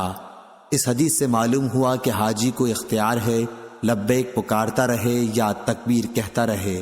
صحیح بخاری حدیث نمبر 1659۔ سالم نے بیان کیا کہ عبد الملک بن مروان نے حجاج بن یوسف کو لکھا کہ حج کے احکام میں عبداللہ بن عمر رضی اللہ عنہ کے خلاف نہ کرے۔ سالم نے کہا کہ عبداللہ بن عمر رضی اللہ عنہ عرفہ کے دن سورج ڈھلتے ہی تشریف لائے، میں بھی ان کے ساتھ تھا۔ آپ نے حجاج کے خیمے کے پاس بلند آواز سے پکارا، حجاج باہر نکلا، اس کے بدن پر ایک قسم میں رنگی ہوئی چادر تھی۔ اس نے پوچھا، ابو عبد الرحمن کیا بات ہے؟ آپ نے فرمایا، اگر سنت کے مطابق عمل چاہتے ہو تو جلدی اٹھ کر چل کھڑے ہو جاؤ۔ اس نے کہا، کیا اسی وقت؟ عبداللہ نے فرمایا کہ ہاں اسی وقت۔ حجاج نے کہا کہ پھر تھوڑی سی مہلت دیجئے کہ میں اپنے سر پر پانی ڈال لوں، یعنی غسل کر لوں، پھر نکلتا ہوں۔ اس کے بعد عبداللہ بن عمر رضی اللہ عنہ سواری سے اتر گئے، اور جب حجاج باہر آیا تو میرے اور والد ابن عمر کے درمیان چلنے لگا، تو میں نے کہا کہ اگر سنت پر عمل کا ارادہ ہے تو خطبے میں اختصار اور وقوف عرفات میں جلدی کرنا۔ اس بات پر وہ عبداللہ بن عمر رضی اللہ عنہ کی طرف دیکھنے لگا۔ حضرت عبداللہ بن عمر رضی اللہ عنہ نے کہا کہ یہ سچ کہتا ہے۔ صحیح بخاری حدیث نمبر 1660۔ عبداللہ بن مسلمہ قامبی نے بیان کیا، ان سے امام مالک رحمہ اللہ نے، ان سے ابو نضر نے، ان سے عبداللہ بن عباس رضی اللہ عنہ کے غلام عمیر نے، ان سے ام فضل بنت حارث رضی اللہ عنہا نے کہ ان کے یہاں لوگوں کو عرفات کے دن رسول اللہ صلی اللہ علیہ وسلم کے روزے سے متعلق کچھ اختلاف ہو گیا۔ بعض نے کہا کہ آپ صلی اللہ علیہ وسلم عرفے کے دن روزے سے ہیں، اور بعض کہتے ہیں کہ نہیں، اس لیے انہوں نے آپ صلی اللہ علیہ وسلم کے پاس دودھ کا ایک پیالہ بھیجا۔ حضرت صلی اللہ علیہ وسلم اس وقت اونٹ پر سوار ہو کر عرفات میں وقوف فرما رہے تھے۔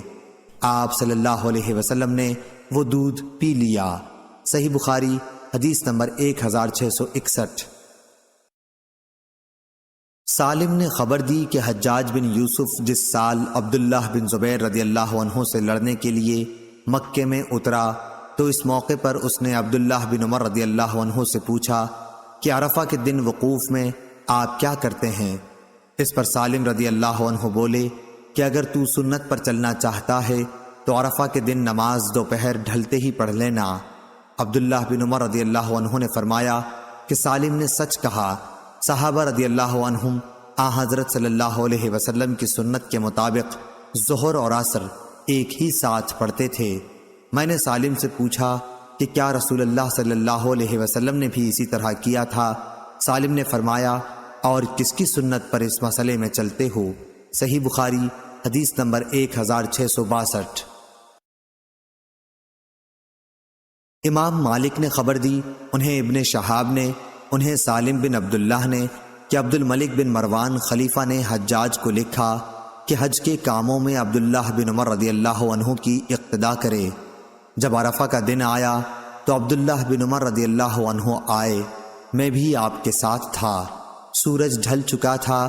آپ نے حجاج کے ڈیرے کے پاس آ کر بلند آواز سے کہا، حجاج کہاں ہے؟ حجاج باہر نکلا تو ابن عمر رضی اللہ عنہ نے فرمایا، چل جلدی کر، وقت ہو گیا۔ حجاج نے کہا، ابھی سے؟ ابن عمر نے فرمایا کہ ہاں۔ حجاج بولا کہ پھر تھوڑی مہلت دے دیجئے، میں ابھی غسل کر کے آتا ہوں۔ پھر حضرت عبداللہ بن عمر رضی اللہ عنہ اپنی سواری سے اتر گئے۔ حجاج باہر نکلا اور میرے والد ابن عمر کے بیچ میں چلنے لگا۔ میں نے اس سے کہا کہ آج اگر سنت پر عمل کی خواہش ہے تو خطبہ مختصر پڑھ اور وقوف میں جلدی کر۔ حضرت عبداللہ بن عمر رضی اللہ عنہ نے فرمایا کہ سالم سچ کہتا ہے۔ صحیح بخاری حدیث نمبر 1663۔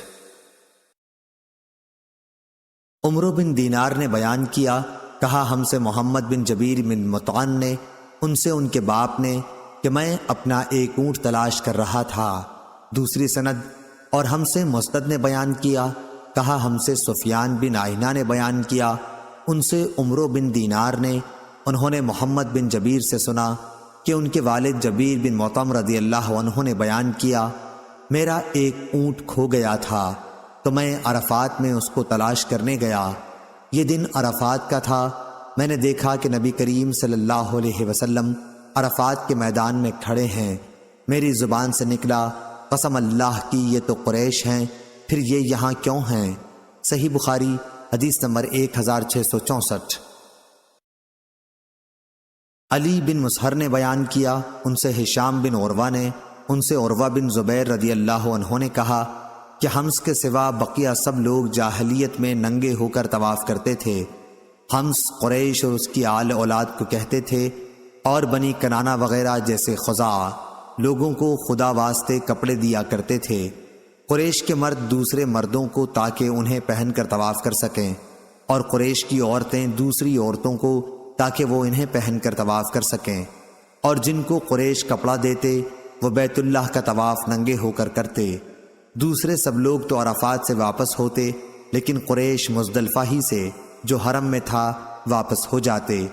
ہشام بن عروہ نے کہا کہ میرے باپ عروہ بن زبیر نے مجھے ام المومنین حضرت عائشہ رضی اللہ عنہا سے خبر دی کہ یہ آیت قریش کے بارے میں نازل ہوئی کہ پھر تم بھی قریش وہیں سے واپس آؤ جہاں سے اور لوگ واپس آتے ہیں، یعنی عرفات سے۔ سورہ بقرہ۔ انہوں نے بیان کیا کہ قریش مزدلفہ ہی سے لوٹ آتے تھے، اس لیے انہیں بھی عرفات سے لوٹنے کا حکم ہوا۔ صحیح بخاری حدیث نمبر 1665۔ امام مالک نے ہشام بن عروہ سے خبر دی، ان سے ان کے والد نے بیان کیا کہ اسامہ بن زید رضی اللہ عنہ سے کسی نے پوچھا، میں بھی وہیں موجود تھا، کہ حجۃ الوداع کے موقع پر عرفات سے رسول اللہ صلی اللہ علیہ وسلم کے واپس ہونے کی چال کیا تھی؟ انہوں نے جواب دیا کہ آپ صلی اللہ علیہ وسلم پاؤں اٹھا کر چلتے تھے، ذرا تیز، لیکن جب جگہ پاتے ہجوم نہ ہوتا تو تیز چلتے تھے۔ انق تیز چلنے اور نص انق سے زیادہ تیز چلنے کو کہتے ہیں۔ فجوہ کے معنی کشادہ جگہ، اس کی جمع فجوات اور فجاء ہے، جیسے رکوہ مفرد، رکا اس کی جمع، اور سورہ صاد میں مناس کا جو لفظ آیا ہے اس کے معنی بھاگنا ہے۔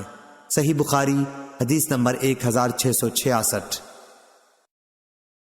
حماد بن زید نے بیان کیا، ان سے یحییٰ بن سعید نے، ان سے موسیٰ بن عقبہ نے، ان سے عبداللہ بن عباس رضی اللہ عنہ کے غلام قریب نے، اور ان سے اسامہ بن زید رضی اللہ عنہ نے، کہ جب رسول کریم صلی اللہ علیہ وسلم عرفات سے واپس ہوئے تھے تو آپ صلی اللہ علیہ وسلم ایک گھاٹی کی طرف مڑے اور وہاں قضائے حاجت کی۔ پھر آپ صلی اللہ علیہ وسلم نے وضو کیا تو میں نے پوچھا، یا رسول اللہ صلی اللہ علیہ وسلم، کیا آپ مغرب کی نماز پڑھیں گے؟ آپ نے فرمایا، نماز آگے چل کر پڑھی جائے گی۔ صحیح بخاری حدیث نمبر 1667۔ جویریہ نے نافع سے بیان کیا، انہوں نے کہا کہ عبداللہ بن عمر رضی اللہ عنہ مزدلفہ میں آ کر نماز مغرب اور عشاء ملا کر ایک ساتھ پڑھتے، البتہ آپ اس گھاٹی میں بھی مڑتے جہاں رسول اللہ صلی اللہ علیہ وسلم مڑے تھے، وہاں آپ قضائے حاجت کرتے، پھر وضو کرتے، لیکن نماز نہ پڑھتے۔ نماز آپ مزدلفہ میں آ کر پڑھتے تھے۔ صحیح بخاری حدیث نمبر 1668۔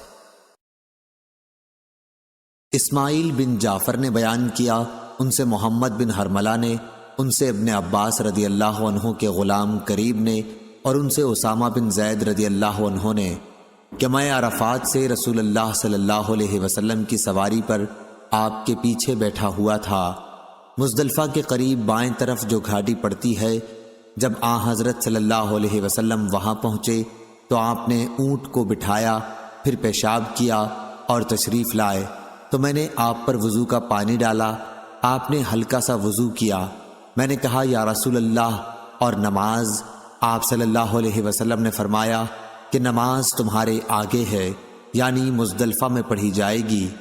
پھر آپ صلی اللہ علیہ وسلم سوار ہو گئے، جب مزدلفہ میں آئے تو مغرب اور عشاء کی نماز ملا کر پڑھی۔ پھر مزدلفہ کی صبح یعنی 10ویں تاریخ کو رسول اللہ صلی اللہ علیہ وسلم کی سواری کے پیچھے فضل بن عباس رضی اللہ عنہ سوار ہوئے۔ صحیح بخاری حدیث نمبر 1669۔ قریب نے کہا کہ مجھے عبداللہ بن عباس رضی اللہ عنہ نے فضل رضی اللہ عنہ کے ذریعے سے خبر دی کہ آن حضرت صلی اللہ علیہ وسلم برابر لبیک کہتے رہے تاکہ جمرہ عقبہ پر پہنچ گئے اور وہاں آپ نے کنکریاں ماریں۔ صحیح بخاری حدیث نمبر 1670۔ عبداللہ بن عباس رضی اللہ عنہ نے بیان کیا کہ عرفہ کے دن میدان عرفات سے وہ نبی کریم صلی اللہ علیہ وسلم کے ساتھ آ رہے تھے۔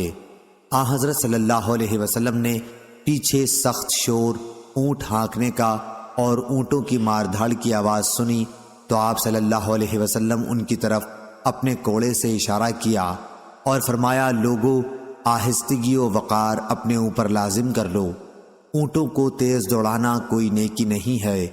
امام بخاری رحمہ اللہ فرماتے ہیں کہ سورہ بقرہ میں ادعو کے معنی ریشہ دوانیاں کریں، خلالکم کا معنی تمہارے بیچ میں، اسی سے سورہ کہف میں آیا ہے فجرنا خلاکہما، یعنی ان کے بیچ میں۔ صحیح بخاری حدیث نمبر 1671۔ موسیٰ بن عقبہ نے خبر دی، انہیں قریب نے، انہوں نے اسامہ بن زید رضی اللہ عنہ کو یہ کہتے سنا کہ میدان عرفات سے رسول اللہ صلی اللہ علیہ وسلم روانہ ہو کر گھاٹی میں اترے جو مزدلفہ کے قریب ہے، وہاں پیشاب کیا، پھر وضو کیا اور پورا وضو نہیں کیا، خوب پانی نہیں بہایا، ہلکا وضو کیا۔ میں نے نماز کے متعلق عرض کی تو فرمایا کہ نماز آگے ہے۔ اب آپ مزدلفہ تشریف لائے، وہاں پھر وضو کیا اور پوری طرح کیا، پھر نماز کی تکبیر کہی گئی اور آپ صلی اللہ علیہ وسلم نے مغرب کی نماز پڑھی۔ پھر ہر شخص نے اپنے اونٹ ڈیروں پر بٹھا دیے، پھر دوبارہ نماز عشاء کے لیے تکبیر کہی گئی اور آپ صلی اللہ علیہ وسلم نے نماز پڑھی۔ آپ نے ان دونوں نمازوں کے درمیان کوئی سنت یا نفل نماز نہیں پڑھی تھی۔ صحیح بخاری حدیث نمبر 1672۔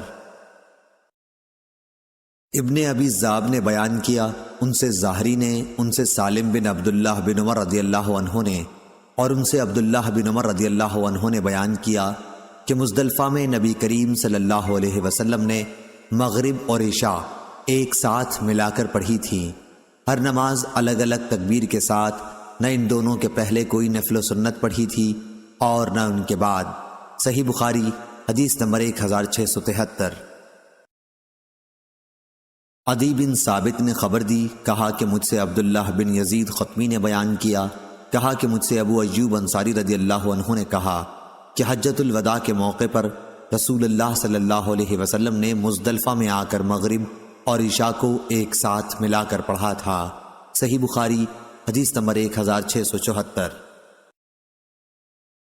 ابو اسحاق عمر بن عبداللہ نے بیان کیا، کہا کہ میں نے عبد الرحمن بن یزید سے سنا کہ عبداللہ بن مسعود رضی اللہ عنہ نے حج کیا، آپ کے ساتھ تقریباً عشاء کی اذان کے وقت ہم مزدلفہ میں بھی آئے، آپ نے ایک شخص کو حکم دیا، اس نے اذان تکبیر کہی اور آپ نے مغرب کی نماز پڑھی، پھر 2 رکعت سنت اور پڑھی اور شام کا کھانا منگوا کر کھایا۔ میرا خیال ہے راوی حدیث زہیر کا کہ پھر آپ نے حکم دیا اور اس شخص نے اذان دی اور تکبیر کہی۔ عمرو راوی حدیث نے کہا، میں یہی سمجھتا ہوں کہ شک زہیر عمرو کے شیخ کو تھا۔ اس کے بعد عشاء کی نماز 2 رکعت پڑھی۔ جب صبح صادق ہوئی تو آپ نے فرمایا کہ نبی کریم صلی اللہ علیہ وسلم اس نماز فجر کو اس مقام اور اس دن کے سوا اور کبھی اس وقت طلوع فجر ہوتے ہی نہیں پڑھتے تھے۔ عبداللہ بن مسعود رضی اللہ عنہ نے یہ بھی فرمایا کہ یہ صرف 2 نمازیں آج کے دن اپنے معمولی وقت سے ہٹا دی جاتی ہیں۔ جب لوگ مزدلفہ آتے ہیں تو مغرب کی نماز عشاء کے ساتھ ملا کر پڑھی جاتی ہیں اور فجر کی نماز طلوع فجر کے ساتھ ہی۔ انہوں نے فرمایا کہ میں نے رسول اللہ صلی اللہ علیہ وسلم کو اسی طرح کرتے دیکھا تھا۔ صحیح بخاری حدیث نمبر 1675۔ سالم نے بیان کیا کہ حضرت عبداللہ بن عمر رضی اللہ عنہ اپنے گھر کے کمزوروں کو پہلے ہی بھیج دیا کرتے تھے اور وہ رات ہی میں مزدلفہ میں مشعر حرام کے پاس آ کر ٹھہرتے اور اپنی طاقت کے مطابق اللہ کا ذکر کرتے تھے، پھر امام کے ٹھہرنے اور لوٹنے سے پہلے ہی منا آ جاتے تھے بعض تو منا فجر کی نماز کے وقت پہنچتے اور بعض اس کے بعد۔ جب منا پہنچتے تو کنکریاں مارتے، اور حضرت عبداللہ بن عمر رضی اللہ عنہ فرمایا کرتے تھے کہ رسول اللہ صلی اللہ علیہ وسلم نے ان سب لوگوں کے لیے یہ اجازت دی ہے۔ صحیح بخاری حدیث نمبر 1676۔ حماد بن زید نے بیان کیا، ان سے ایوب سختیانی نے، ان سے اکرمہ نے، اور ان سے عبداللہ بن عباس رضی اللہ عنہ نے کہ نبی کریم صلی اللہ علیہ وسلم نے مجھے مزدلفہ سے رات ہی میں منا روانہ کر دیا تھا۔ صحیح بخاری حدیث نمبر 1677۔ عبید اللہ بن ابی یزید نے خبر دی، انہوں نے ابن عباس رضی اللہ عنہ کو یہ کہتے سنا کہ میں ان لوگوں میں تھا جنہیں نبی کریم صلی اللہ علیہ وسلم نے اپنے گھر کے کمزور لوگوں کے ساتھ مزدلفہ کی رات ہی میں منا بھیج دیا تھا۔ صحیح بخاری حدیث نمبر 1678۔ اسما کے غلام عبداللہ نے بیان کیا کہ ان سے اسما بنت ابو بکر رضی اللہ عنہا نے کہ وہ رات کی رات میں ہی مزدلفہ پہنچ گئیں اور کھڑی ہو کر نماز پڑھنے لگیں۔ کچھ دیر تک نماز پڑھنے کے بعد پوچھا، بیٹے کیا چاند ڈوب گیا؟ میں نے کہا کہ نہیں، اس لیے وہ دوبارہ نماز پڑھنے لگیں۔ کچھ دیر بعد پھر پوچھا، کیا چاند ڈوب گیا؟ میں نے کہا ہاں۔ انہوں نے کہا کہ اب آگے چلو منا کو۔ چنانچہ ہم ان کے ساتھ آگے چلے۔ وہ منا میں رمی جمرہ کرنے کے بعد پھر واپس آ گئیں اور صبح کی نماز اپنے ڈیرے پر پڑھی۔ میں نے کہا جناب یہ کیا بات ہوئی کہ ہم نے اندھیرے ہی میں نماز صبح پڑھ لی؟ انہوں نے کہا کہ بیٹے رسول اللہ صلی اللہ علیہ وسلم نے عورتوں کو اس کی اجازت دی۔ صحیح بخاری حدیث نمبر 1679۔ عبد الرحمن بن قاسم نے بیان کیا، ان سے قاسم نے اور ان سے عائشہ رضی اللہ عنہا نے کہ ام المومنین حضرت سودا رضی اللہ عنہا نے نبی کریم صلی اللہ علیہ وسلم سے مزدلفہ کی رات عام لوگوں سے پہلے روانہ ہونے کی اجازت چاہی۔ آپ بھاری بھرکم بدن کی عورت تھیں تو حضور صلی اللہ علیہ وسلم نے انہیں اس کی اجازت دے دی۔ صحیح بخاری حدیث نمبر 1680۔ ابو نعیم نے بیان کیا، انہوں نے کہا کہ ہم سے افلاح بن حمید نے، ان سے قاسم بن محمد نے اور ان سے حضرت عائشہ رضی اللہ عنہا نے کہ جب ہم نے مزدلفہ میں قیام کیا تو نبی کریم صلی اللہ علیہ وسلم نے حضرت سودا رضی اللہ عنہا کو لوگوں کے اژدہام سے پہلے روانہ ہونے کی اجازت دے دی تھی۔ وہ بھاری بھرکم بدن کی خاتون تھیں، اس لیے آپ نے اجازت دے دی۔ چنانچہ وہ اژدہام سے پہلے روانہ ہو گئیں، لیکن ہم لوگ وہیں ٹھہرے رہے اور صبح کو آپ کے ساتھ گئے۔ اگر میں بھی حضرت سودا رضی اللہ عنہا کی طرح آپ صلی اللہ علیہ وسلم سے اجازت لیتی تو مجھ کو تمام خوشی کی چیزوں میں یہ بہت ہی پسند ہوتا۔ صحیح بخاری حدیث نمبر 1681۔ آمش نے بیان کیا، کہا کہ مجھ سے عمارہ نے عبد الرحمن بن یزید سے بیان کیا اور ان سے عبداللہ بن مسعود رضی اللہ عنہ نے کہ دو نمازوں کے سوا میں نے نبی کریم صلی اللہ علیہ وسلم کو اور کوئی نماز بغیر وقت نہیں پڑھتے دیکھا۔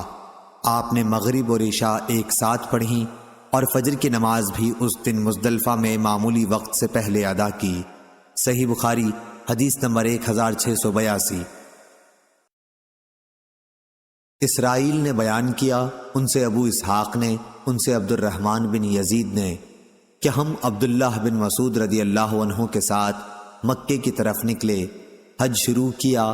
پھر جب ہم مزدلفہ آئے تو آپ نے دو نمازیں اس طرح ایک ساتھ پڑھیں کہ ہر نماز ایک الگ اذان اور ایک الگ اقامت کے ساتھ تھی، اور رات کا کھانا دونوں کے درمیان میں کھایا۔ پھر طلوع صبح کے ساتھ ہی آپ نے نماز فجر پڑھی۔ کوئی کہتا تھا کہ ابھی بھی صبح صادق نہیں ہوئی، اور کچھ لوگ کہہ رہے تھے کہ ہو گئی۔ اس کے بعد عبداللہ بن مسعود رضی اللہ عنہ نے فرمایا کہ رسول اللہ صلی اللہ علیہ وسلم نے فرمایا تھا یہ دونوں نمازیں اس مقام سے ہٹا دی گئی ہیں، یعنی مغرب اور عشاء۔ مزدلفہ میں اس وقت داخل ہوں کہ اندھیرا ہو جائے اور فجر کی نماز اس وقت۔ پھر عبداللہ اجالے تک وہیں مزدلفہ میں ٹھہرے رہے اور کہا کہ اگر امیر المومنین حضرت عثمان رضی اللہ عنہ اس وقت چلیں تو یہ سنت کے مطابق ہوگا۔ حدیث کے راوی عبد الرحمن بن یزید نے کہا میں نہیں کہہ سکتا کہ یہ الفاظ ان کی زبان سے پہلے نکلے یا حضرت عثمان رضی اللہ عنہ کی روانگی پہلے شروع ہوئی۔ آپ 10ویں تاریخ تک جمرہ عقبہ کی رمی تک برابر لبیک پکارتے رہے۔ صحیح بخاری حدیث نمبر 1683۔ شعبہ نے بیان کیا، ان سے ابو اسحاق نے، انہوں نے عمرو بن میمون کو یہ کہتے سنا کہ جب عمر بن خطاب رضی اللہ عنہ نے مزدلفہ میں فجر کی نماز پڑھی تو میں بھی موجود تھا۔ نماز کے بعد آپ ٹھہرے اور فرمایا کہ مشرکین جاہلیت میں یہاں سے سورج نکلنے سے پہلے نہیں جاتے تھے، کہتے تھے اے تبیر تو چمک جا۔ نبی کریم صلی اللہ علیہ وسلم نے مشرکوں کی مخالفت کی اور سورج نکلنے سے پہلے وہاں سے روانہ ہو گئے۔ صحیح بخاری حدیث نمبر 1684۔ ابن جریج نے خبر دی، انہیں عطا نے، انہیں ابن عباس رضی اللہ عنہ نے کہ نبی کریم صلی اللہ علیہ وسلم نے مزدلفہ سے لوٹتے وقت فضل بن عباس رضی اللہ عنہ کو اپنے پیچھے سوار کرایا تھا۔ فضل رضی اللہ عنہ نے خبر دی کہ آن حضرت صلی اللہ علیہ وسلم رمی جمرہ تک برابر لبیک پکارتے رہے۔ صحیح بخاری حدیث نمبر 1685۔ وہب بن جریر نے بیان کیا، ان سے ان کے باپ نے بیان کیا، ان سے یونس ایلی نے، ان سے زاہری نے، ان سے عبید اللہ بن عبداللہ نے اور ان سے عبداللہ بن عباس رضی اللہ عنہ نے کہ اسامہ بن زید رضی اللہ عنہ عرفات سے مزدلفہ تک نبی کریم صلی اللہ علیہ وسلم کی سواری پر آپ کے پیچھے بیٹھے ہوئے تھے۔ پھر آپ نے مزدلفہ سے منا جاتے وقت فضل بن عباس رضی اللہ عنہ کو اپنے پیچھے بٹھا لیا تھا۔ انہوں نے کہا کہ ان دونوں حضرات نے بیان کیا کہ نبی کریم صلی اللہ علیہ وسلم جمرہ عقبہ کی سواری تک مسلسل لبیک کہتے رہے۔ صحیح بخاری حدیث نمبر 1686 1687۔ ابو حمزہ نے بیان کیا، کہا کہ میں نے ابن عباس رضی اللہ عنہ سے تمتع کے بارے میں پوچھا تو آپ نے مجھے اس کے کرنے کا حکم دیا۔ پھر میں نے قربانی کے متعلق پوچھا تو آپ نے فرمایا کہ تمتع میں ایک اونٹ یا ایک گائے یا ایک بکری کی قربانی واجب ہے، یا کسی قربانی اونٹ یا گائے بھینس کی میں شریک ہو جائے۔ ابو جمرہ نے کہا کہ بعض لوگ تمتع کو ناپسندیدہ قرار دیتے تھے۔ پھر میں سویا تو میں نے خواب میں دیکھا کہ ایک شخص پکار رہا ہے، یہ حج مبرور ہے اور یہ مقبول تمتع ہے۔ اب میں ابن عباس رضی اللہ عنہ کی خدمت میں حاضر ہوا اور ان سے خواب کا ذکر کیا تو انہوں نے فرمایا اللہ اکبر، یہ تو ابو القاسم صلی اللہ علیہ وسلم کی سنت ہے۔ کہا کہ وہب بن جریر اور غندر نے شعبہ کے حوالے سے یوں نقل کیا ہے، عمرۃ متقبلہ و حج مبرور، اس میں عمرے کا ذکر پہلے ہے، یعنی یہ عمرہ مقبول اور حج مبرور ہے۔ صحیح بخاری حدیث نمبر 1688۔ امام مالک نے خبر دی، انہیں ابو زناد نے، انہیں اعرج اور انہیں حضرت ابو ہریرہ رضی اللہ عنہ نے کہ رسول کریم صلی اللہ علیہ وسلم نے ایک شخص کو قربانی کا جانور لے جاتے دیکھا تو آپ نے فرمایا کہ اس پر سوار ہو جا۔ اس شخص نے کہا کہ یہ تو قربانی کا جانور ہے۔ آپ نے فرمایا کہ اس پر سوار ہو جانا۔ اس نے کہا کہ یہ تو قربانی کا جانور ہے، تو آپ نے پھر فرمایا افسوس، سوار بھی ہو جا۔ ویلک آپ نے دوسری یا تیسری مرتبہ فرمایا۔ صحیح بخاری حدیث نمبر 1689۔ قتادہ نے بیان کیا اور ان سے انس رضی اللہ عنہ نے کہ نبی کریم صلی اللہ علیہ وسلم نے ایک شخص کو دیکھا کہ قربانی کا جانور لیے جا رہا ہے، تو آپ نے فرمایا کہ اس پر سوار ہو جا۔ اس نے کہا کہ یہ تو قربانی کا جانور ہے۔ آپ نے فرمایا کہ سوار ہو جا۔ اس نے پھر عرض کیا کہ یہ تو قربانی کا جانور ہے، لیکن آپ نے تیسری مرتبہ پھر فرمایا کہ سوار ہو جا۔ صحیح بخاری حدیث نمبر 1690۔ لیث بن سعد نے بیان کیا، ان سے عقیل نے، ان سے ابن شہاب نے، ان سے سالم بن عبداللہ نے کہ عبداللہ بن عمر رضی اللہ عنہ نے کہا کہ رسول اللہ صلی اللہ علیہ وسلم نے حجۃ الوداع میں تمتع کیا، یعنی عمرہ کر کے پھر حج کیا، اور آپ ذوالحلیفہ سے اپنے ساتھ قربانی لے گئے۔ حضرت صلی اللہ علیہ وسلم نے پہلے عمرے کے لیے احرام باندھا، پھر حج کے لیے لبیک پکارا۔ لوگوں نے بھی نبی کریم صلی اللہ علیہ وسلم کے ساتھ تمتع کیا، یعنی عمرہ کر کے حج کیا، لیکن بہت سے لوگ اپنے ساتھ قربانی کا جانور لے گئے تھے اور بہت سے نہیں لے گئے تھے۔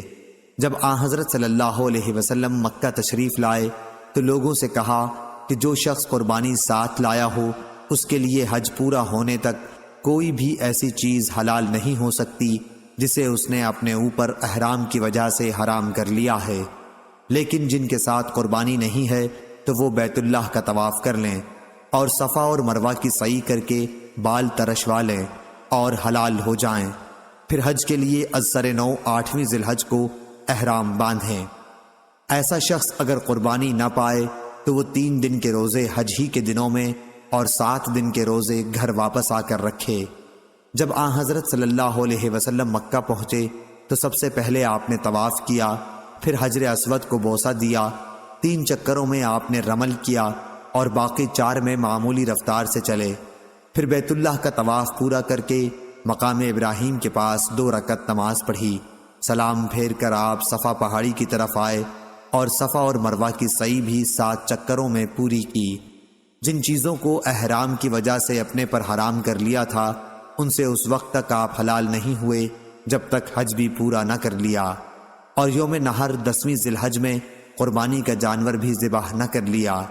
پھر آپ مکہ واپس آئے اور بیت اللہ کا جب طواف افاضہ کر لیا تو ہر وہ چیز آپ کے لیے حلال ہو گئی جو احرام کی وجہ سے حرام تھی۔ جو لوگ اپنے ساتھ ہدی لے کر گئے تھے انہوں نے بھی اسی طرح کیا جیسے رسول اللہ صلی اللہ علیہ وسلم نے کیا تھا۔ صحیح بخاری حدیث نمبر 1691۔ عروہ سے روایت ہے کہ عائشہ رضی اللہ عنہا نے انہیں نبی کریم صلی اللہ علیہ وسلم کے حج اور عمرہ ایک ساتھ کرنے کی خبر دی، اور لوگوں نے بھی آپ کے ساتھ حج اور عمرہ ایک ساتھ کیا تھا، بالکل اسی طرح جیسے مجھے سالم نے ابن عمر رضی اللہ عنہ سے اور انہوں نے نبی کریم صلی اللہ علیہ وسلم سے خبر دی تھی۔ صحیح بخاری حدیث نمبر 1692۔ حماد نے بیان کیا، ان سے ایوب نے، ان سے نافع نے بیان کیا کہ عبید اللہ بن عبداللہ بن عمر رضی اللہ عنہ نے اپنے والد سے کہا جب وہ حج کے لیے نکل رہے تھے کہ آپ نہ جائیے کیونکہ میرا خیال ہے کہ بد امنی کی وجہ سے آپ کو بیت اللہ تک پہنچنے سے روک دیا جائے گا۔ انہوں نے فرمایا کہ پھر میں بھی وہی کام کروں گا جو ایسے موقع پر رسول اللہ صلی اللہ علیہ وسلم نے کیا تھا۔ اللہ تعالیٰ نے فرمایا ہے تمہارے لیے رسول اللہ صلی اللہ علیہ وسلم کی زندگی بہترین نمونہ ہے۔ میں اب تمہیں گواہ بناتا ہوں کہ میں نے اپنے اوپر عمرہ واجب کر لیا ہے۔ چنانچہ آپ نے عمرے کا احرام باندھا۔ انہوں نے بیان کیا کہ پھر آپ نکلے اور جب بیدا پہنچے تو حج اور عمرہ دونوں کا احرام باندھ لیا اور فرمایا کہ حج اور عمرہ دونوں تو ایک ہی ہیں۔ اس کے بعد قدید پہنچ کر ہدی خریدی، پھر مکہ آ کر دونوں کے لیے طواف کیا اور درمیان میں نہیں بلکہ دونوں سے ایک ہی ساتھ حلال ہوئے۔ صحیح بخاری حدیث نمبر 1693۔ معمر نے خبر دی، انہیں زہری نے، انہیں عروہ بن زبیر نے اور ان سے مسعود بن مخرمہ رضی اللہ عنہ اور مروان نے بیان کیا کہ نبی صلی اللہ علیہ وسلم مدینے سے تقریباً اپنے 1000 ساتھیوں کے ساتھ حج کے لیے نکلے۔ جب ذی الحلیفہ پہنچے تو نبی صلی اللہ علیہ وسلم نے ہدی کو ہار پہنایا اور اشعار کیا، پھر عمرے کا احرام باندھا۔ صحیح بخاری حدیث نمبر 1694 1695۔ افلاح نے بیان کیا، ان سے قاسم نے اور ان سے عائشہ رضی اللہ عنہا نے کہ نبی کریم صلی اللہ علیہ وسلم کے قربانی کے جانوروں کے ہار میں نے اپنے ہاتھ سے خود بٹے تھے، پھر آپ نے انہیں ہار پہنایا، اشعار کیا، ان کو مکے کی طرف روانہ کیا۔ پھر بھی آپ کے لیے جو چیزیں حلال تھیں وہ احرام سے پہلے صرف ہدی سے حرام نہیں ہوئیں۔ صحیح بخاری حدیث نمبر 1696۔ نافع نے خبر دی، انہیں ابن عمر رضی اللہ عنہ نے کہ حفصہ رضی اللہ عنہا نے بیان کیا، کہا میں نے کہا یا رسول اللہ اور لوگ تو حلال ہو گئے لیکن آپ حلال نہیں ہوئے، اس کی کیا وجہ ہے؟ آپ نے فرمایا کہ میں نے اپنے سر کے بالوں کو جما لیا ہے اور اپنی ہدی کو قلادہ پہنا دیا ہے، اس لیے جب تک حج سے بھی حلال نہ ہو جاؤں میں درمیان میں حلال نہیں ہو سکتا۔ گوند لگا کر سر کے بالوں کو جما لینا اس کو تلبید کہتے ہیں۔ صحیح بخاری حدیث نمبر 1697۔ ابن شہاب نے بیان کیا ان سے عروہ اور عمرہ بنت عبد الرحمن نے کہ عائشہ رضی اللہ عنہا نے بیان کیا رسول اللہ صلی اللہ علیہ وسلم مدینے سے ہدی ساتھ لے کر چلتے تھے اور میں ان کے قلادے بٹا کرتی تھی، پھر بھی آپ احرام باندھنے سے پہلے ان چیزوں سے پرہیز نہیں کرتے تھے جن سے ایک محرم پرہیز کرتا ہے۔ صحیح بخاری حدیث نمبر 1698۔ افلاح بن حمید نے بیان کیا ان سے قاسم نے اور ان سے عائشہ رضی اللہ عنہا نے بیان کیا کہ میں نے نبی کریم صلی اللہ علیہ وسلم کی ہدی کے قلادے خود بٹے تھے، پھر آپ نے انہیں اشعار کیا اور ہار پہنایا یا میں نے ہار پہنایا، پھر آپ نے بیت اللہ کے لیے انہیں بھیج دیا اور خود مدینہ میں ٹھہر گئے، لیکن کوئی بھی ایسی چیز آپ کے لیے حرام نہیں ہوئی جو آپ کے لیے حلال تھی۔ صحیح بخاری حدیث نمبر 1699۔ امام مالک نے خبر دی، انہیں عبداللہ بن ابی بکر بن عمر بن حزم نے خبر دی، انہیں عمرہ بنت عبد الرحمن نے خبر دی کہ زیاد بن ابی سفیان نے عائشہ رضی اللہ عنہا کو لکھا کہ عبداللہ بن عباس رضی اللہ عنہ نے فرمایا ہے کہ جس نے ہدی بھیج دی اس پر وہ تمام چیزیں حرام ہو جاتی ہیں جو ایک حاجی پر حرام ہوتی ہیں تاکہ اس کی ہدی کی قربانی کر دی جائے۔ عمرہ نے کہا کہ اس پر حضرت عائشہ رضی اللہ عنہا نے فرمایا عبداللہ بن عباس رضی اللہ عنہ نے جو کچھ کہا مسئلہ اس طرح نہیں ہے، میں نے نبی کریم صلی اللہ علیہ وسلم کے قربانی کے جانوروں کے قلادے اپنے ہاتھوں سے خود بٹے ہیں، پھر آن حضرت صلی اللہ علیہ وسلم نے اپنے ہاتھوں سے ان جانوروں کو قلادہ پہنایا اور میرے والد محترم ابو بکر رضی اللہ عنہ کے ساتھ انہیں بھیج دیا، لیکن اس کے باوجود آپ صلی اللہ علیہ وسلم نے کسی بھی ایسی چیز کو اپنے اوپر حرام نہیں کیا جو اللہ نے آپ صلی اللہ علیہ وسلم کے لیے حلال کی تھی، اور ہدی کی قربانی بھی کر دی گئی۔ صحیح بخاری حدیث نمبر 1700۔